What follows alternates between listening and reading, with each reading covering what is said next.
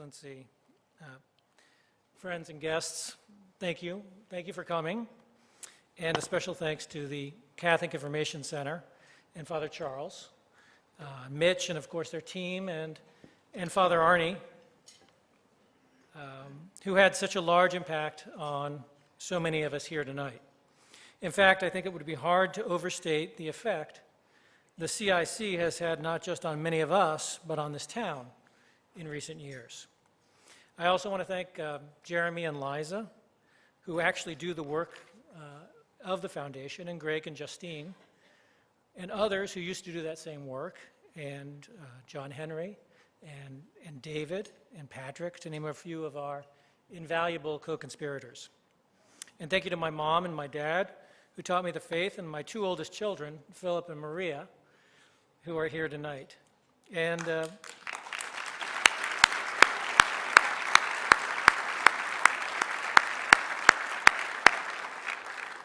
And finally, thank you to my wife, Cecilia, whose love and faith are a big part of the reason why I'm here tonight.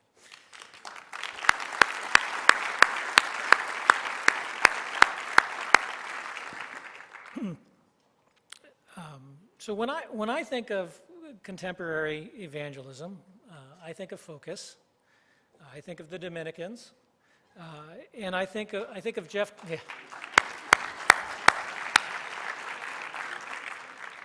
And I think of Jeff Quinn, my college friend, my college roommate, and best man at my wedding. Now, I presume that you're familiar with Focus and the Dominicans, but not with Jeff. So after graduating from Williams College and an ill-advised stint as an investment banker and consultant, Jeff became a missionary. And he traveled to Myanmar to preach to the animists, and then he traveled home to preach in the secular Northeast. And I don't know how it went with the animists, but it didn't go that well here at home. And I remember thinking during one of Jeff's more memorable attempts to evangelize one of our mostly secular, but definitely Jewish friends, at the outset of a 5-hour car ride from Boston to New York City, that this is really not going to work. And then thinking to myself that I wasn't even trying. And so I did eventually try, and in trying, I immediately gravitated towards the easiest way to evangelize. Specifically, I gave money to others to evangelize. And to be very frank, that's the vast majority of my involvement in what might be loosely called the new evangelization until I met Cecilia and we had a family. And what I found is that in the context of family life, even I could figure out how to evangelize. All the small talk of life, like, to which school are you sending your kids? Or better yet, how many kids are you going to have? Logically leads to questions of faith and conversations about God. And the more secular the environment, the more curiosity family inspires. But what surprised me the most about family life is that the person who was really evangelized by my wife and children was me. The church, of course, teaches that marriage is an ecclesial order that can perfect us in holiness. But to be honest, as a young man, I missed that teaching. And I don't think I'm the only one. I have yet to have a conversation with a 20-something-year-old guy considering marrying a girl who gives, as one of his reasons for wanting to marry her, that the institution of marriage will help perfect him in holiness.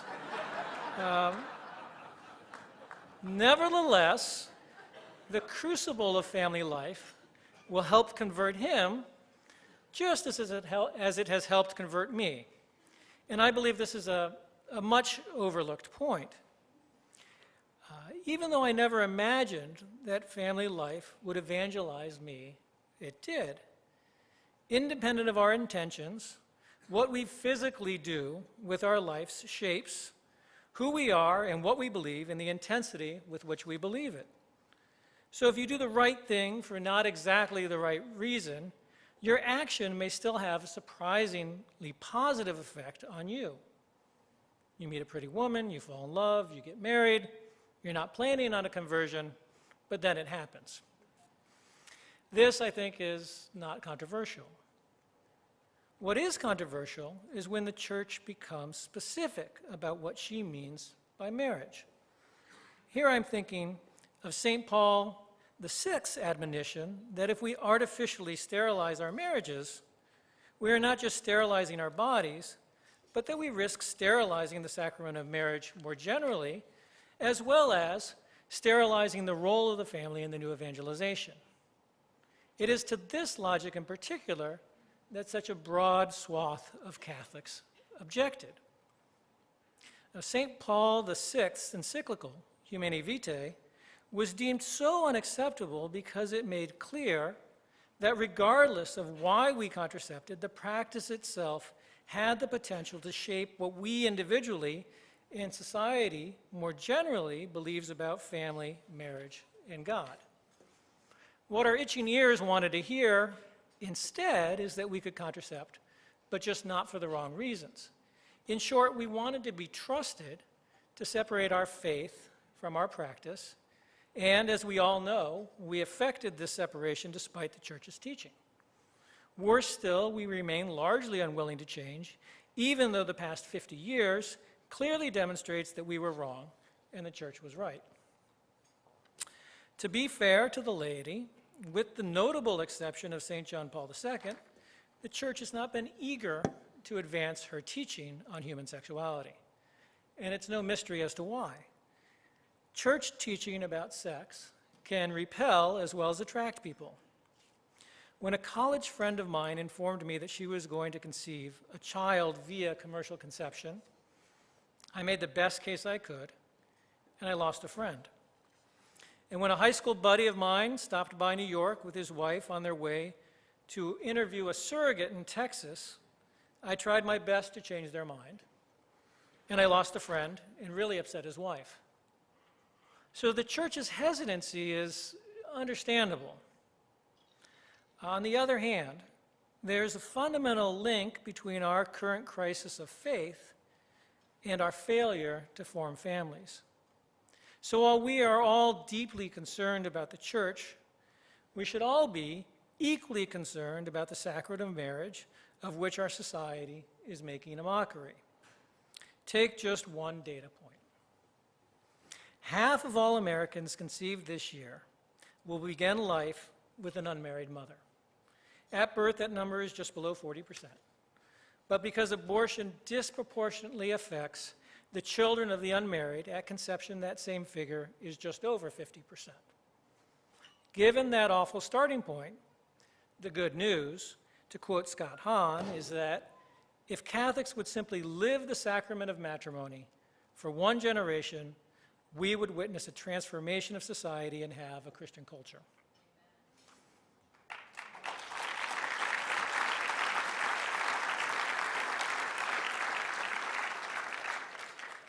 We, of course, should not be surprised that church teaching entailing such physical specificity would prove a particular challenge for us.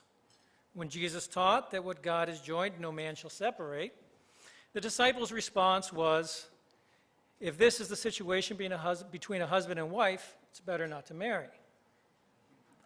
And upon hearing Jesus' discourse on his own body and blood, many disciples said, this teaching is difficult. Who can accept it? And with respect to the physical resurrection of the dead, on no point does the Christian faith encounter more opposition, according to no lesser authority than St. Augustine.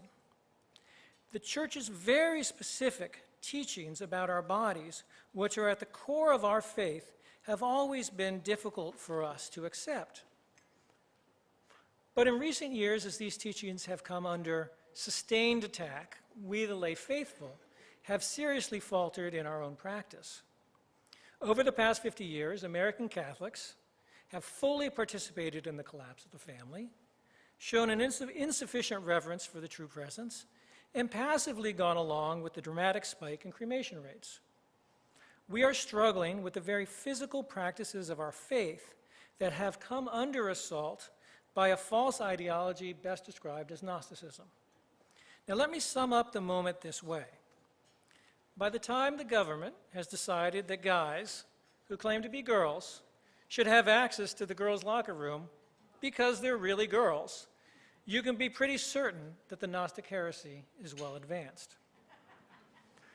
And we, the co-conspirators in the new evangelization, are kidding ourselves if we think we can boldly proclaim what we believe and sidestep the dominant heresy of our time.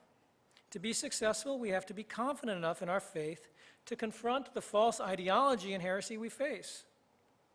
Now, as to the way forward, I'd like to mention 3 points that underpin much of our work at the Chiaroscuro Foundation. First, we must not give in to despair at this very dramatic moment in the history of the Universal Church. Despite our many internal divisions, we should take great solace in the unity of belief which our church actively shows in the Eucharist. Second, while our culture war, or our uncivil war as it has been aptly called, strongly discourages us from making the case for the church's teaching on sex and marriage in the public square, we must nevertheless redouble our efforts. And finally, the point on which I want to focus, we must restore a uniform burial practice that better reflects our belief in the resurrection of the body. We Catholics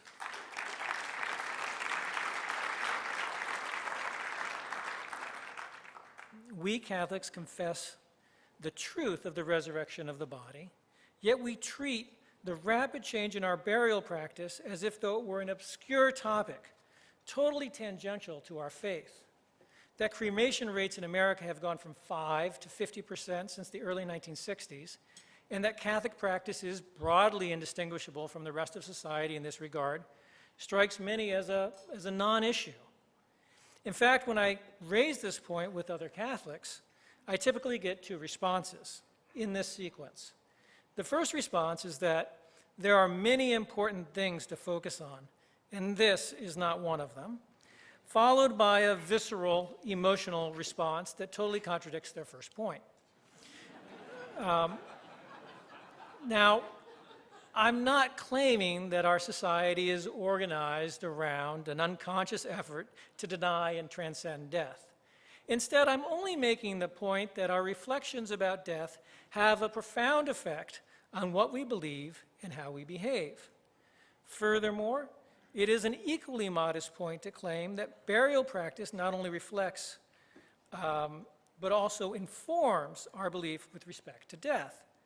This is particularly true in a society like ours, in which death is increasingly hidden from view and rarely discussed in public. All of which brings me to a less well-known instruction formalized during St. Paul VI's papacy that is the opposite in many respects from Humanae Vitae. Piam et constantiam.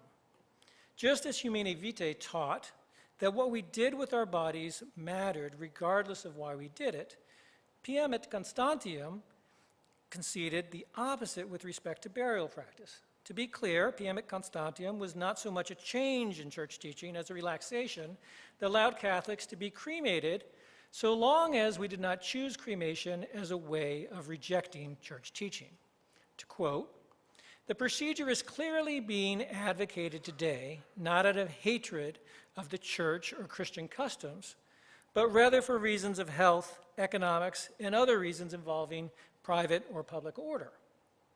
While not endorsing the practice of cremation, the church clearly made the important concession that practice and belief could be separated so long as the practice was not animated by a theological disagreement with the church.